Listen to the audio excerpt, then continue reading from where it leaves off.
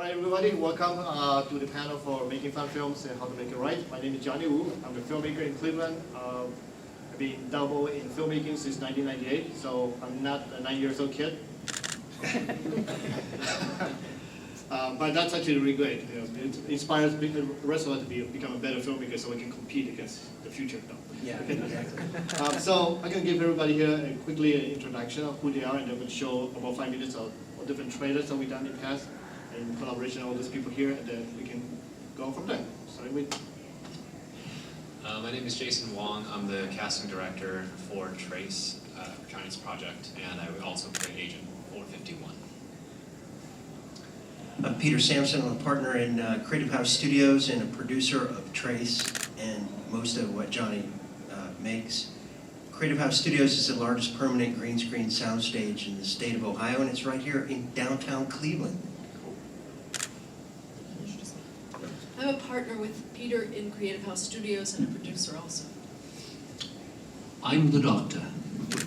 Actually, my name is Donn Nottage. I am a native Clevelander and an actor, producer, director, filmmaker in the area. My wife and I have a little venture called Velvet Buck Productions. We produce short films, and I'm also a cinematographer on a film right now, a feature called The Final Goodbye that is just finishing up, and it's a period piece set in 1961. Looking forward to that. And I've been working with Johnny on T.R.A.C.E, I'm the dot in T.R.A.C.E, and it's been a tremendous project. We're halfway through approximately with the release of the episodes, and there's a lot more neat stuff to come with that. My name is Keith Collins. I'm a stunt coordinator, fight choreographer, and a filmmaker for T.R.A.C.E, and I'm also acting in T.R.A.C.E.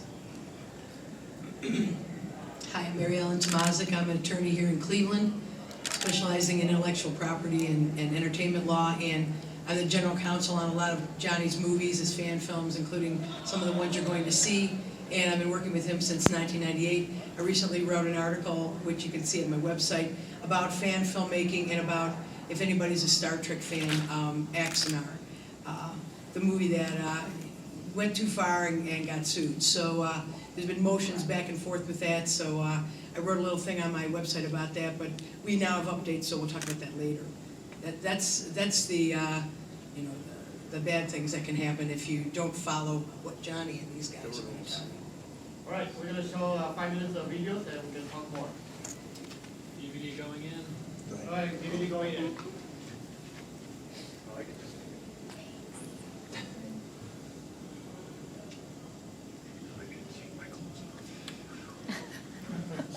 I can hear you. Those mics are really sensitive. Start from the beginning. Stand by. I will kill Dick Grayson. I think I press pound. There you go.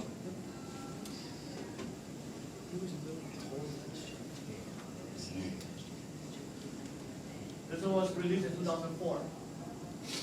Everyone wants to be special.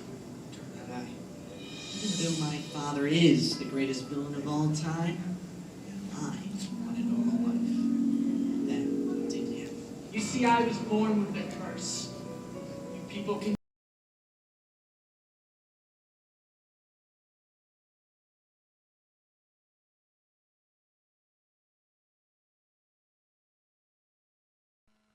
Everyone wants to be special. Not I. Even though my father is the greatest villain of all time, I want a normal life. But that didn't happen. You see, I was born with a curse. You people continue mocking me, never giving me peace. Minute by minute, I suffered, surviving for another day. I just had a rough day at school. Yes, it does seem to be going on forever. Yeah, I wish it would end. I'm tired of being a punching bag. You know, you can make a difference. You can make them all pay for your suffering. What you have in mind? Now I seek revenge. Good evening, Mr. Big. We're here to ask for your additional support. Eek Sue. Go and follow them. Do not appear unless you see Dick. I want him dead. to destroy the future of crime fighting. Get him. I will hurt their loved ones. I will erase them from the city. I will kill Dick Grayson.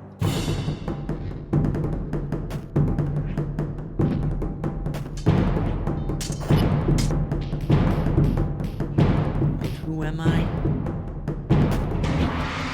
Allow me to introduce myself. I'm your arch enemy, Jonathan Napier.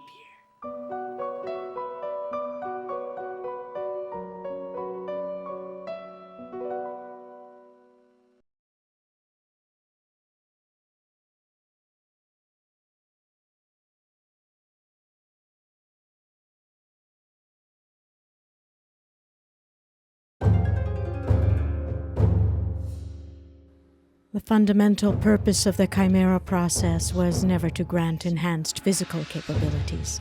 That was merely a byproduct. If you're trying to intimidate me, you've got a lot to learn from my dad.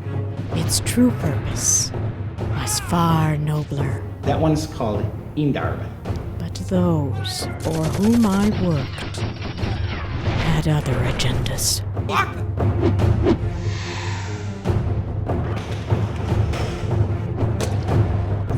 Holy shit, she's a freak too! Power derives from the power of the will to drive men to your own purposes.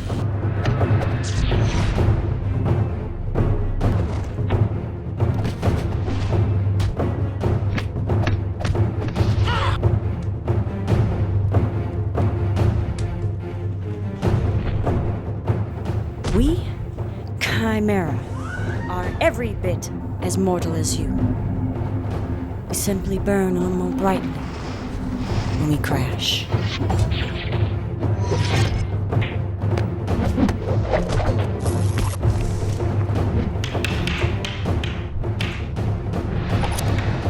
I assure you, my intentions are pure. Though my methods could not always be.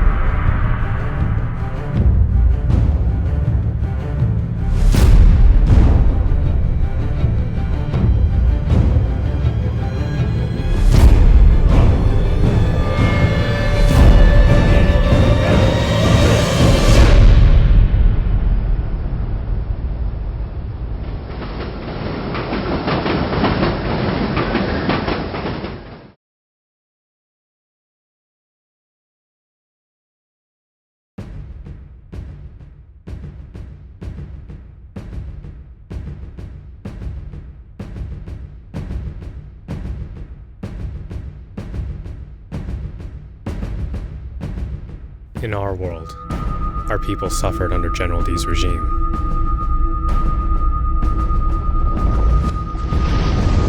We fought and won, but at a great cost. We traveled through dimensions to track General D and his loyals, to stop them from deploying the nanobots, to stop them from making each world to their liking. I came to this Earth to try to stop Agent 577. But I failed.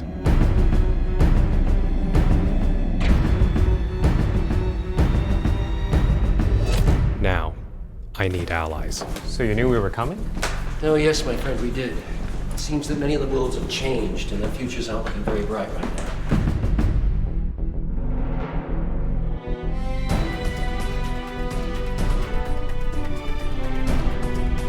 Doctor, we need your help.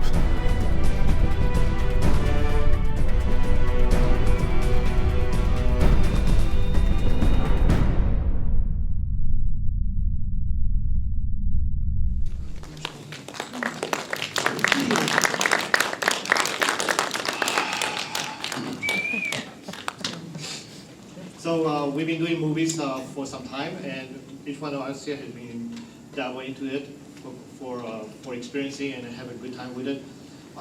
The most important thing about a filmmaker is you always find people that you don't have the talent for, and you add them into your group, so they become your extra talent. So they become extra part of your family. So for example, Jason, I wanted him to be part of my T.R.A.C.E project, and we needed another diversity person to be in it. Just kidding. So we did Asian guy. No. But he also very talented and very well knowledge about technology and such like I am. So I guess we're nerds. So I got him involved and get him help. Peter Sampson, I met him in 2005, 2006.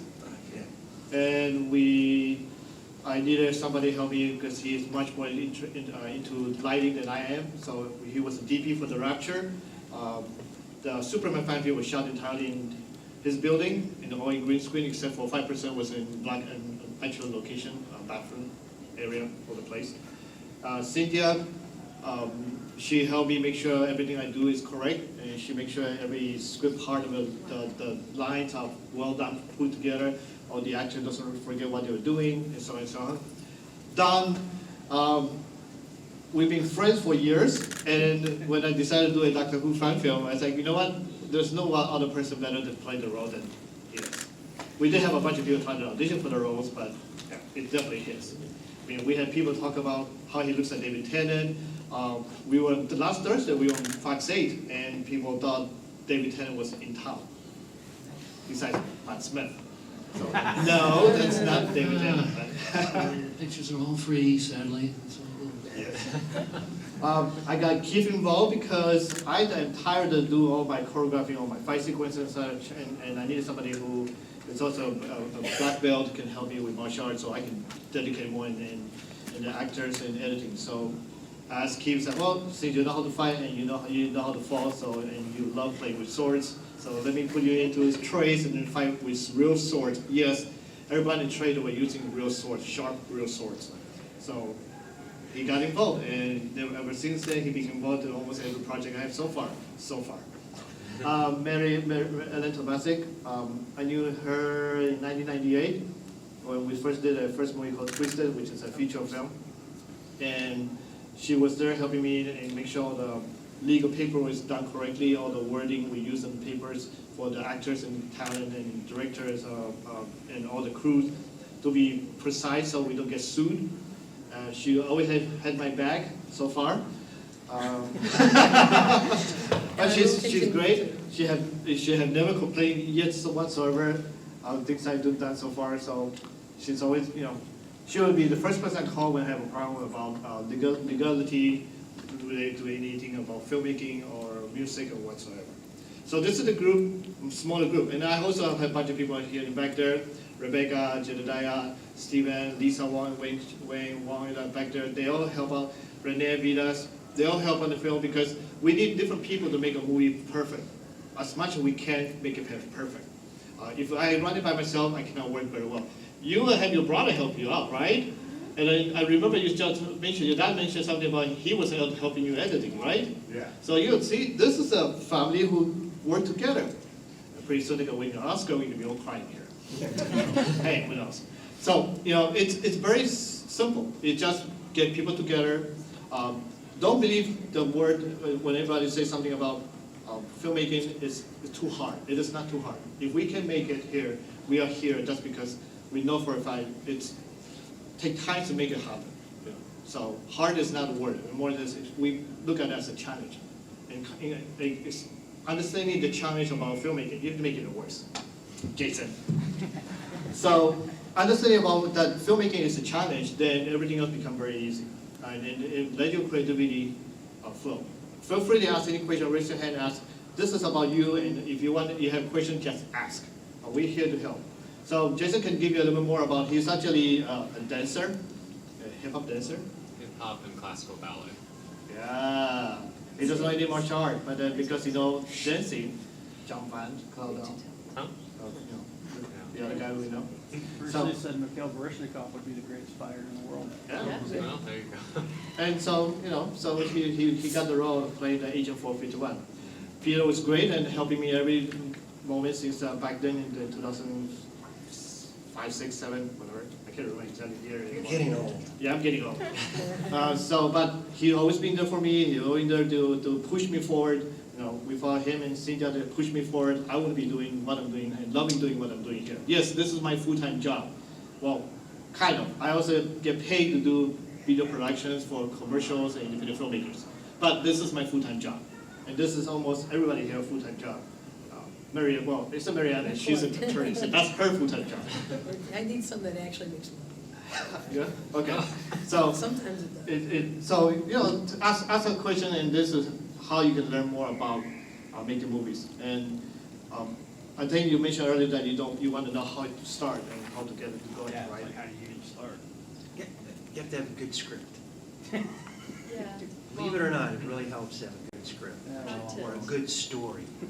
Yeah. Well, even just a story. Yeah. First have something that you wanna tell, and then from there, if you have, if you have anybody that's very well read in novels or just in general, you can always ask them to have a look at your script and storyline, and they can kind of point out, it's like, oh, maybe you should add a little bit more to this character because he's saying something very interesting, and I would like to know more about it. So then you can start getting more point of views of how to flesh out what you want to say. You mentioned something. You mentioned the whole accident thing. I didn't even realize they got sued.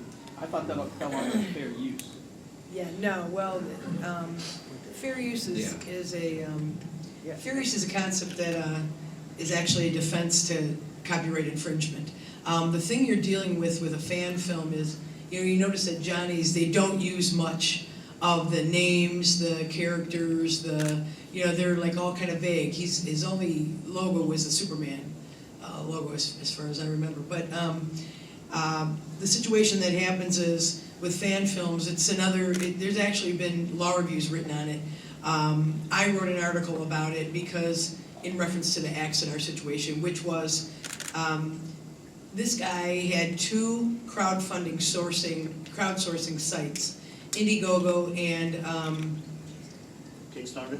Oh, yeah, and a Kickstarter one. So those are the ones where you have to get up to a certain thing in order to get the money. Well, they also are ones where you give away certain little, premiums and stuff for certain. Everybody knows how that goes. So they went way over their funding because they were going to make a Star Trek fan film. That's what they said.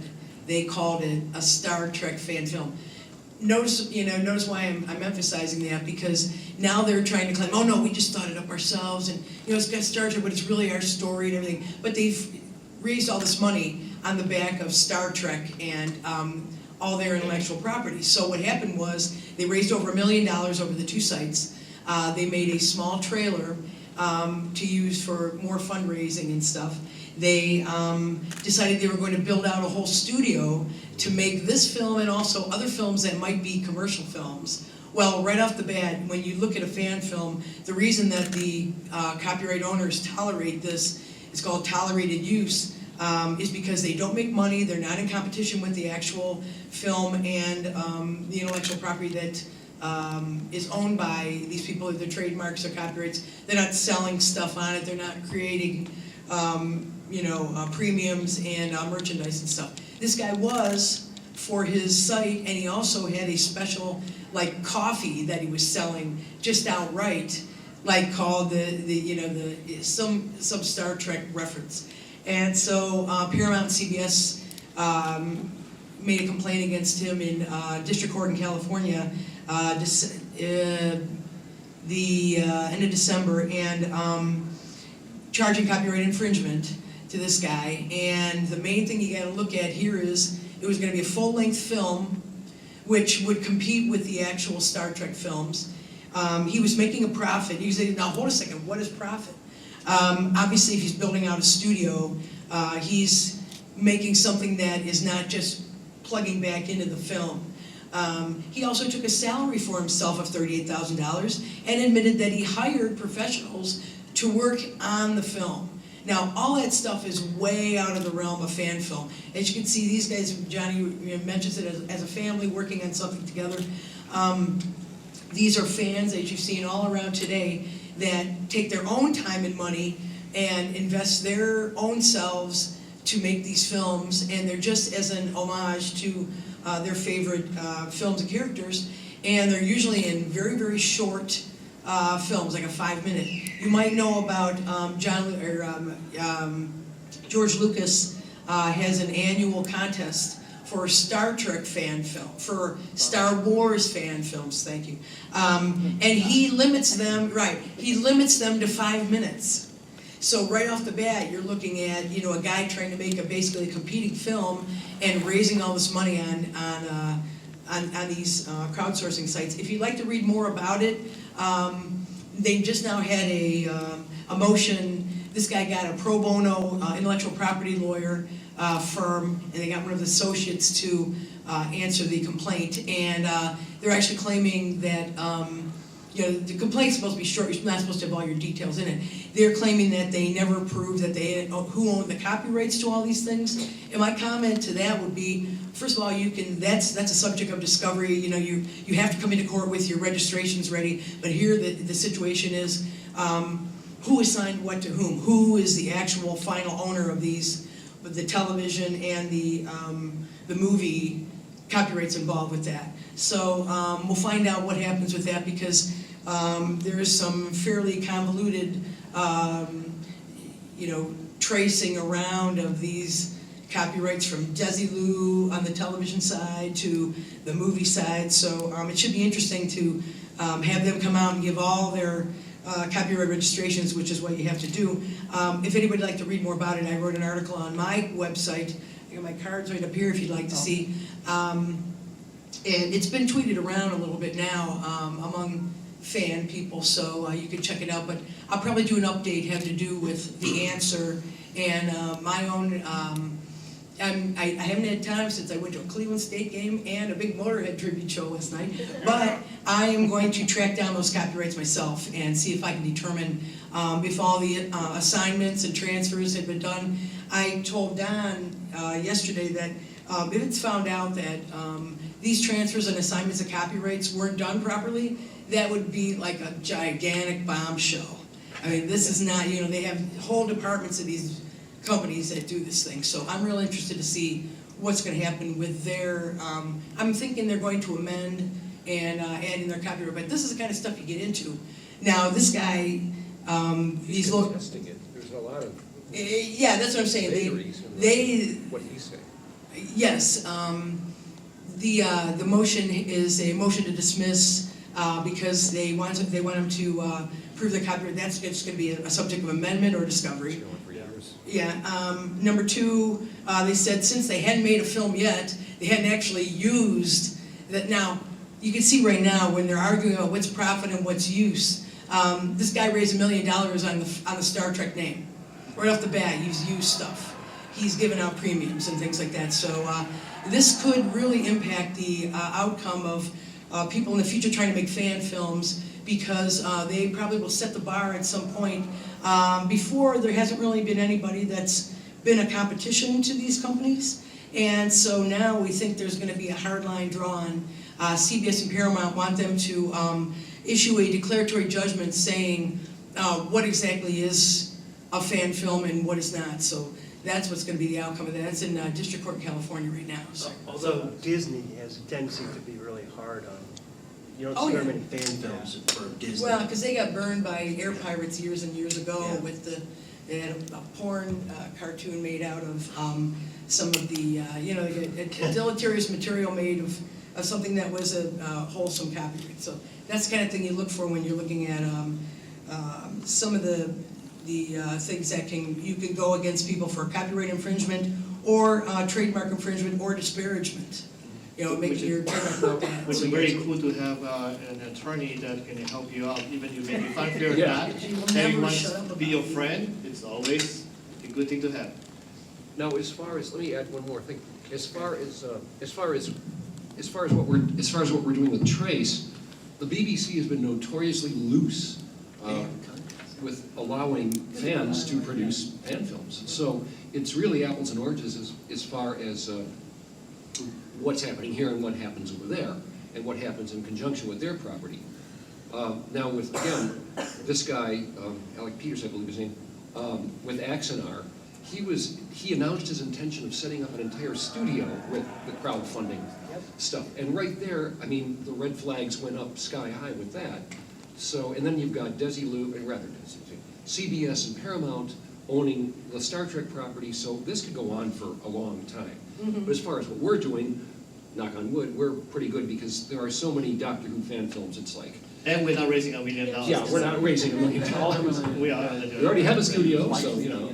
The profit is really the linchpin of everything that comes out with these films, how much is being made, whether it's competing. It's kind of, you mentioned fair use just quickly, the standards for fair use are very similar to what we're talking about here, the amount and substantiality of use, whether you're taking the heart of the intellectual property.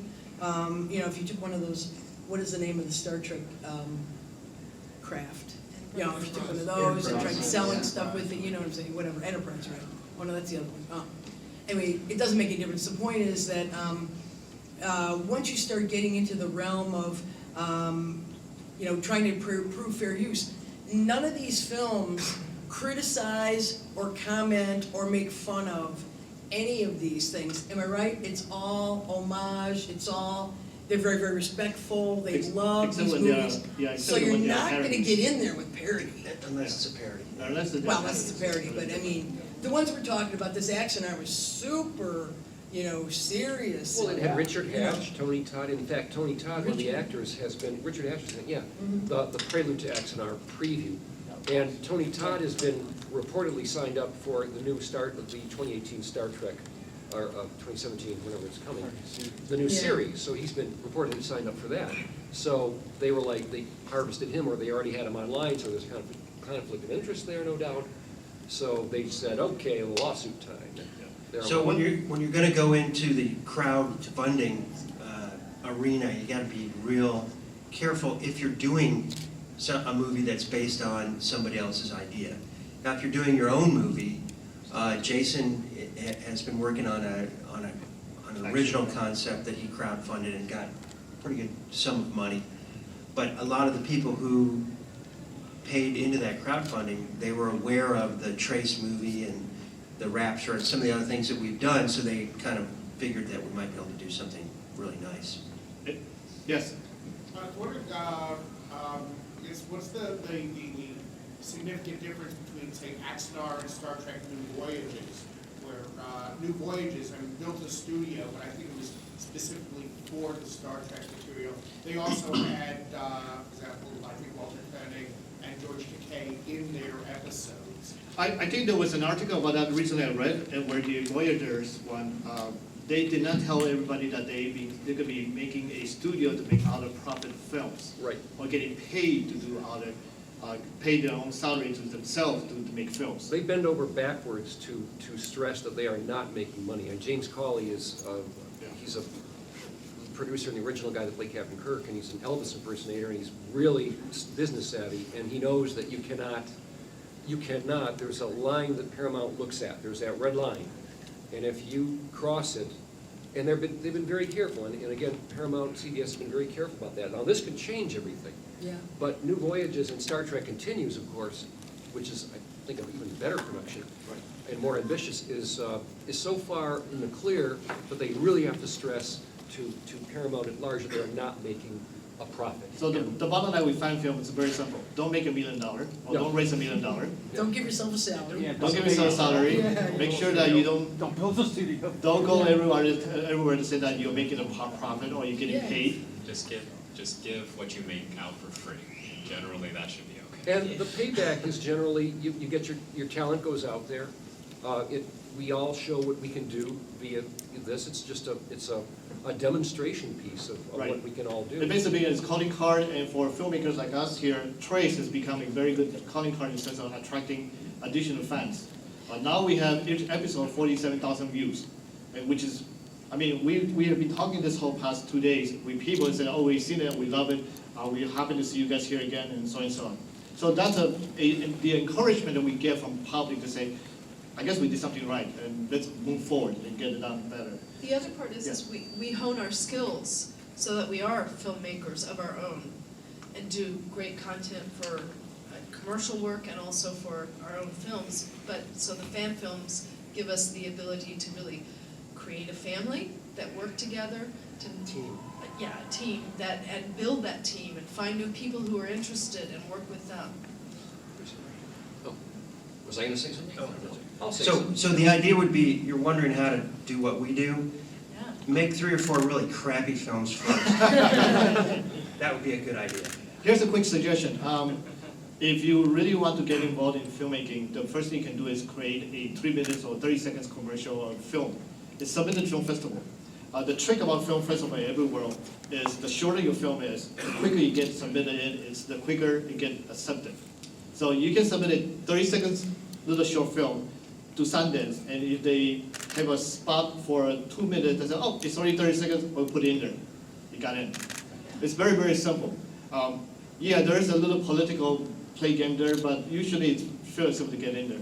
The good thing about short film is actually hone your skill like what you've been doing to make it better in the future, and then the more you do, the more you say, oh, okay, I learned my mistake, I do something new, and not make the same mistake again. Don't be George Lucas. I mean, that's my point. Don't have your first film be the most important thing you'll ever do in your whole life. So don't buy your try to permanent make house it your steps, first one, right? Also, I mean, going back to the script thing, you know, writing is not, just when you're writing it and tossing around ideas, that is incredibly important. Have brainstorming sessions with trusted people that, if you're writing your own, have a brainstorming session and hone that script down before you start investing any time and time and money and effort and other people's, efforts, time, money, and effort into your project. We got a gentleman in the back there that have a question. Have a solid script. That's where it all starts. It all starts in the writing. Back, yes, back there.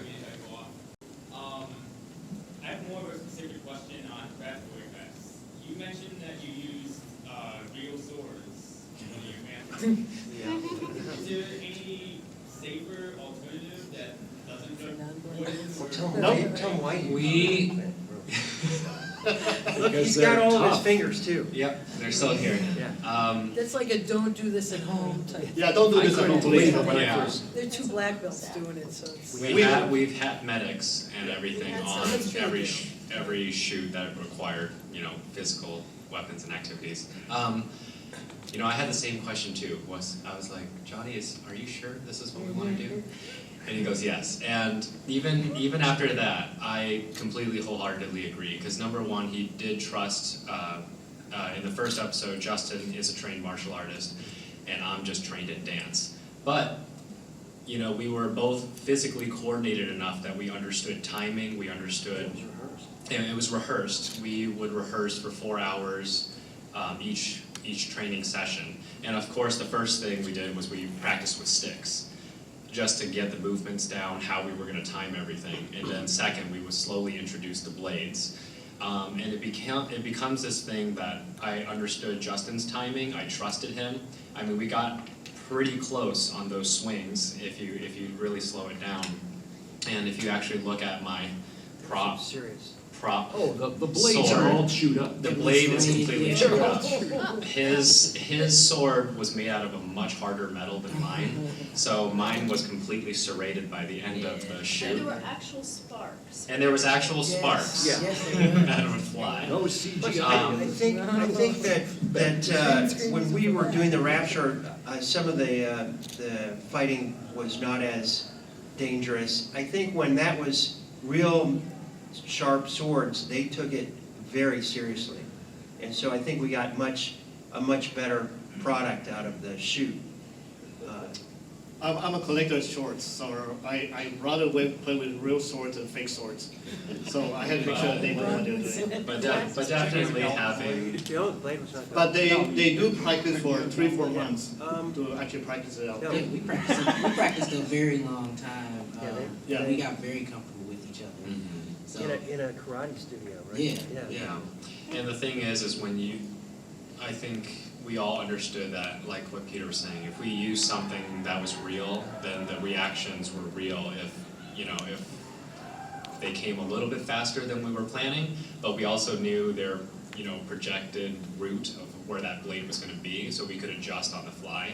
But at the same time, having that real weight, the sound, the sparks, the fact that danger might actually be there, but again, we were just so comfortable with it that we're able to give the best performance possible. Whereas I feel like if we had wooden and plastic ones, we'd just be slapping at each other and it wouldn't look real.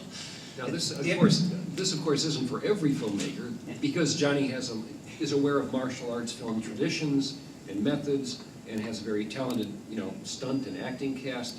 We can pull this stuff off, but it does really add to the realism when you have those. Yeah, it makes a big difference. And you see it. And the thing is, when Johnny shoots, and probably why some of Johnny's films are so attractive to people who watch them, is that we film with lots of cameras from many different angles. So imagine if you're filming with lots of cameras, you don't have to do as many takes. If you don't have to do as many takes, you got to get it right in the first 3 or 4 takes that you can.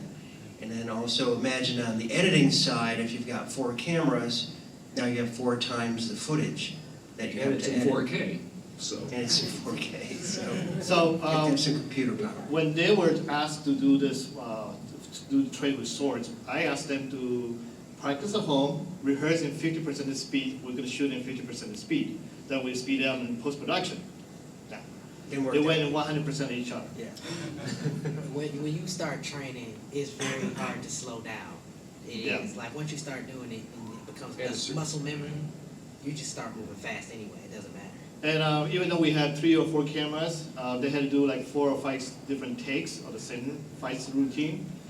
At the end of the day, they are all exhausted, which actually make it more interesting in the film for me. But yeah, the quite interesting is I've been doing this kind of rehearsing with martial art fights and so on since '98. There's no one incident so far that will happen during shoot. All the incident we have accident-wise was happen when we're goofing around. Which is kind of weird. And it's something to say that if you are doing some movie making and you're and you have the idea to do something that is exciting or blowing up stuff, safety is absolutely #1 concern. Yes. Because it can go wrong so fast that. Yeah, that's why we always have a medic or a doctor on set, in the studio, and just for that. Yeah. And one last thing about like prop weapons and stuff. So mine had a lot of gunplay in it. So anybody that wants to do like realistic looking guns in a place where someone could see you, please contact the police first and tell them what you're doing. You absolutely have to do that. Yes, because you can't even have the gun out of the car before some old lady walking down the street will call the FBI on you before you even know it. Nowadays, it's so critical to, if you're going to be having guns shown anywhere out on location, if you call them first, they'll ask you a bunch of questions and they're okay with it. They'll understand. Yes, and that's step #1. Step #2, put signs everywhere. We're filming, we're filming, we're filming, we're filming, and make it look as obvious as possible. If you're not shooting something, tell your actors, don't play with your guns. Put them down, put them somewhere out of sight until I say we're about to shoot something. And you gotta, have other people holding signs as it's happening, like filming in progress. You just have to be blatantly obvious. The one that Jason shoot was pouring rain, so we have umbrellas. Outside the umbrella had the word filming in process. So you're holding umbrellas, shooting with the actors, and people walking around can still know that you actually make a movie, not real shooting each other. Yeah. So if you're thinking about doing that kind of action instead of martial arts action, call the police first. Maybe just do a comedy. Oh yeah, yeah, true. Okay, questions. With no guns. More questions. The more ambitious you get, obviously, as far as like the stuff I've done, I started with like some friends and doing that, and the more ambitious you get, the bigger the project becomes. What kind of advice do you have as far as casting and kind of doing maybe small casting calls and branching out, trying to fill out the amount of actors you have available? I'm going to start and let you guys finish on that way. First of all, there's maybe more than 20 different Facebook groups in Cleveland about filmmaking. And there's also maybe 5 or 6 different user groups that actually get together once a month about filmmaking. So that's your first resource that you can get. You also need to have paperwork done. Make sure everyone sign waivers. Even the person who bring coffee to you that day or just stop and say hi, sign a waiver so they don't accidentally fall or sue you when you make money. If you make lots of money, $1 million, Right. Because you never know. Yeah, you Or never know. sue your person at the location is at. Yes, Yeah. location too. Everybody signs waivers every time they come to our set for any. And my waiver is very simple. It said that if you get accident or you die, we don't care. Actually, that's literally speaking how it's worded. Thanks to the attorney. There's a bunch of paragraphs in there somewhere. That's what she said. Just say, we don't care. Yes. When you make your props, you keep them in your room and stuff, or do you then? We have a problem. Have you guys been to the T.R.A.C.E booth yet? Oh, he was asking if we make our props, do we keep it in our room or something like that? Have you guys been to the booth, Doctor Who booth right now? That was It's out on the floor. On the floor. exhibit. You see the console? I hated that thing.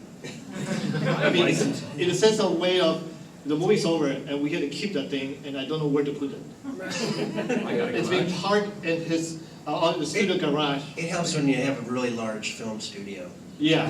Otherwise, I've been thinking of a way to return it back to the artist and say, here, keep it. I don't want it anymore. Or auction it off. Or auction it off eventually. Yeah, We're thinking about bring it doing over to that. my house and put it. Oh, wardrobe, the same thing. Props of wardrobe, and yeah, I have a lot of swords left over because of the movie. They all sitting there and collecting dust. And they're all sharp and all. You can return them. No, you can't return some of those swords. So did we answer your question about casting? Yes. There's also a performing arts bulletin board called NeoPal. Northeast Ohio Performing Arts Performing Arts League that you can sign up through fredsternfeld.com. He is a theater director who started this board, this bulletin board, and there is like 5,000 or 6,000 actors and people, and if you put something out on NeoPal, a lot of times they'll respond, you know. And obviously audition you can do in libraries. Yeah. It's all free. Or go to Peter's place. But we found that when you are shooting, and especially if it's an independent film, which means nobody really gets paid, the guy who's the director usually puts out a pretty good craft. You know, they're fed. If you keep them over 4 hours, you got to feed them nicely. For T.R.A.C.E we have how many days? 11 days. All the food were donated. We actually beg all the restaurants to donate food, and a good friend of mine owns a good food truck. He donated 2 days of food. Chinese restaurant donated 4 days of food. And so every time when stuff is posted on Twitter, or Instagram, or Facebook, we go, hey, shout out to these guys. We love their food. It was great. And that, you know, they love that stuff. Yeah. One thing you can also hone your skill is join the Cleveland 40 Hours group. Just because in 40 hours you have to make a film from start to finish, including concept, everything else. It's very, very crazy. I don't want to do it, but I've done it already, so I know it experience-wise. Donn had done it so many times, and their team has won a lot of different awards, and that's a really, really, really good way to become a better filmmakers. Yeah, the 48-hour film project. And to meet other filmmakers. Yeah, to meet other filmmakers, and to just start off, and it's really grueling. And one thing on casting that my wife and I always, the mantra we go by is hire or cast people that can act. I mean, really that can act.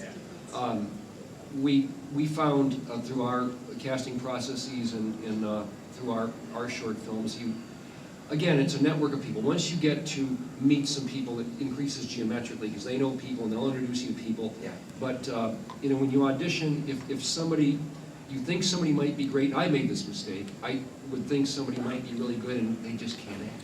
So, sorry. They can't remember their lines. Don't waste your time. Around. You know, Yes. I was going to ask about scoring your films. You reach out to a friend that way, or you?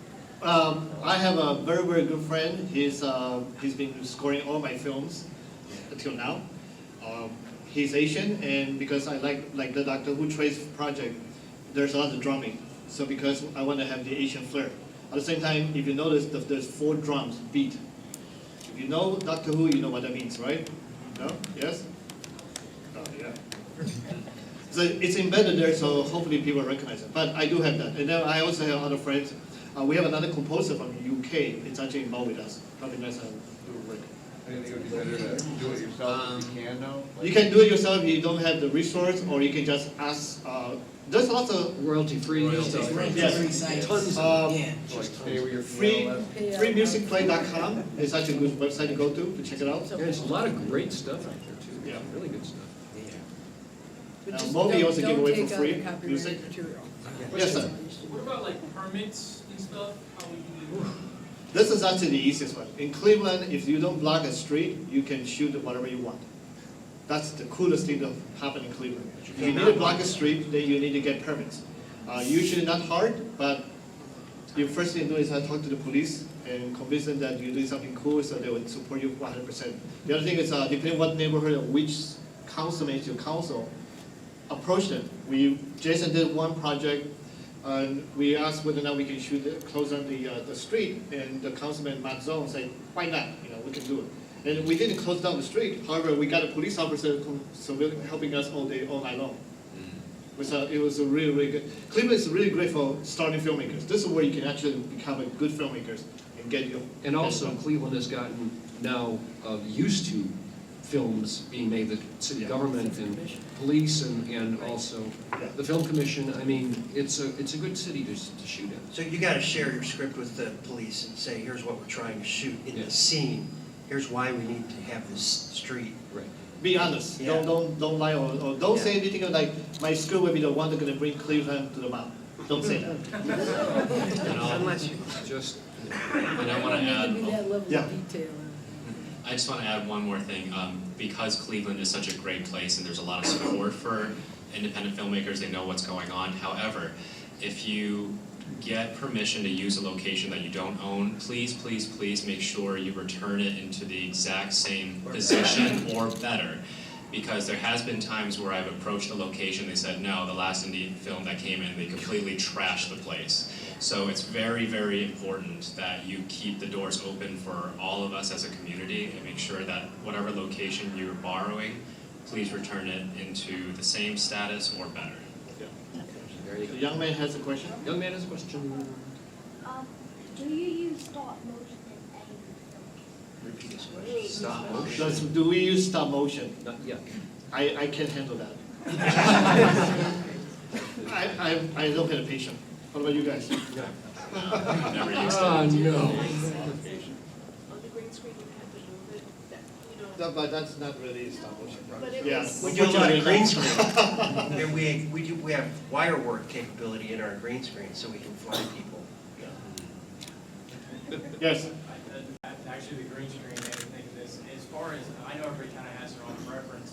What do each of you kind of use as far as an editing program? Or do you do your own editing? Do you have somebody that's doing the editing, or Final Cut, or Adobe? I use Adobe products. But I use Final Cut, but I don't really think that editing software matters too much as far as editing goes, because they more or less do the same things. You're just cutting two shots together. But if you're doing something that's more effects heavy, especially with compositing, I would definitely say After Effects seems to work a lot better. I prefer to use that program for compositing as opposed to Apple Motion. Yeah. Peter, After Adobe products with, for example, if you're doing some motion graphics in After Effects, it's seamlessly integrated into your timeline in Premiere, so why fight it? Final Cut Pro X and After Effects. I mean, because Final Cut, I'm an Adobe guy, but I'm a PC guy, but I've become familiar with the editor that I normally work with Final Cut, and just the workflow of it is so easy. And then just bounce back and forth to Final Cut and import your I know Cube has different. Yes. Yeah, 'cause, I mean, I use Adobe, but I've edited on a Sony Vegas Pro, and for visual effects, I use a new program called HitFilm.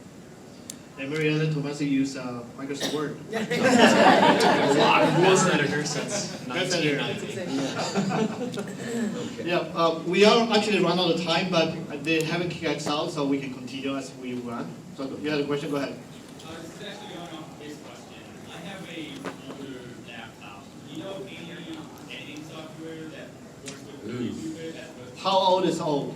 Yeah. It runs Windows 7, but it's a 32-bit. Then maybe Vegas would be probably the best choice. Yeah. Or you can try Hit Films Pro. No, Hit Films 3. It's free, and it's actually everybody's been using it right now. Or Windows Movie Maker. Consider a new computer. It works. Yeah, consider just please. Because you got those cool wipes.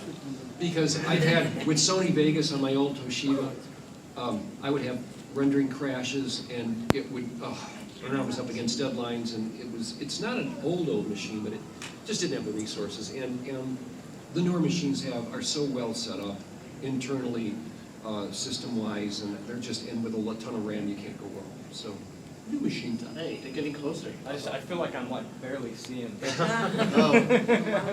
He's having to talk over the box. Yes. Where do you guys usually see your actors? Do you just have random people just come in and audition for a tryout, or? I do both. I have auditions and I have friends. So we have a movie going to be shooting, a short martial art film where everybody going to fighting hand-to-hand combat. It's going to be this coming weekend, and they're all my friends. But you're going into places where you're finding, your connection is the friends are through connections Yes. of what they have in common. So if you can, he's finding friends through martial arts and using them. But it is really good to audition as much as possible different people. And all the different schools have theater programs. So if you're looking for young people your age, go to the theater departments, the drama departments. They'll have actors. That's the best thing Cleveland has. I mean, we have some of the best theater in the country, quite honestly. Theater programs. And so you can find really great actors that way. And also do the best you can to, I guess the word is vet them properly and make sure that you can trust your people. Work with people that you can trust to get the job done. You can trust to be on time. You can trust to know the lines. You can trust not to just stand you up.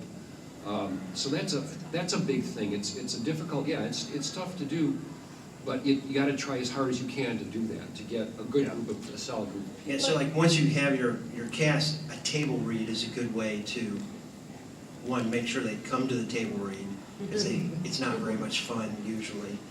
And then two, they have a tendency to shine or not shine in that Last table. but not least, treat them well. Feed them. Treat them all with respect. Except with Have this guy.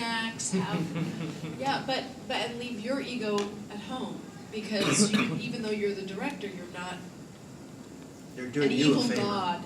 Yeah. Without these people, I wouldn't be a director. So that's the bottom line. So if you don't respect them, you're not respecting yourself. So don't be that person. Yeah. Yeah, treat them with respect, and also, whatever hat you're wearing, wear only that hat. If you're directing, if you happen to be an actor, director, like a lot of us, we wear a lot of different hats. If you're doing that at that point in time, you just do that and respect other people's jobs to get their stuff done. And make sure that the actors understand that you have, because I've had actors on my projects that want to, like, assistant direct out of nowhere, and it becomes very difficult, when you've got a whole bunch of people under the gun.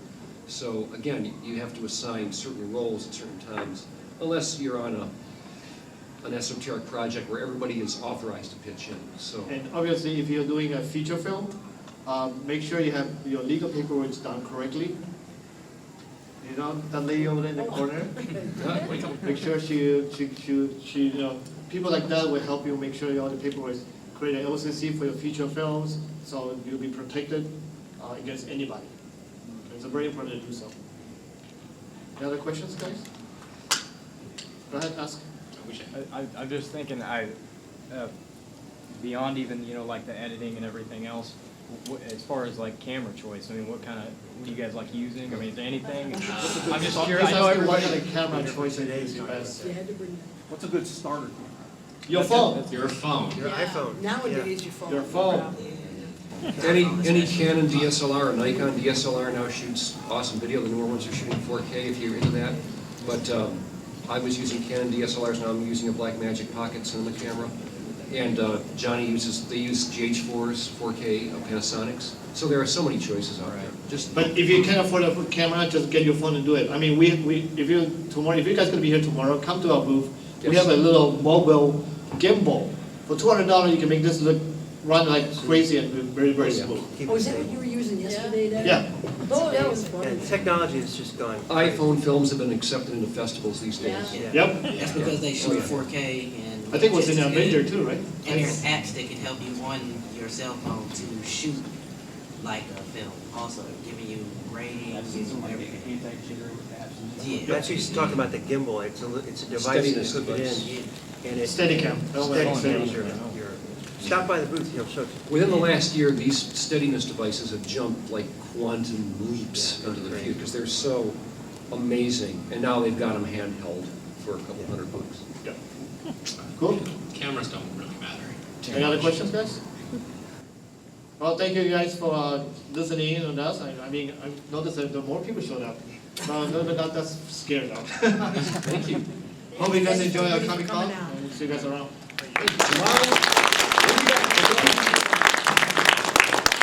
If anybody would like my card, you can go to my website and read all the articles that I've written about legal aspects of filmmaking, how to legally obtain music for your film, how to form an LLC or business.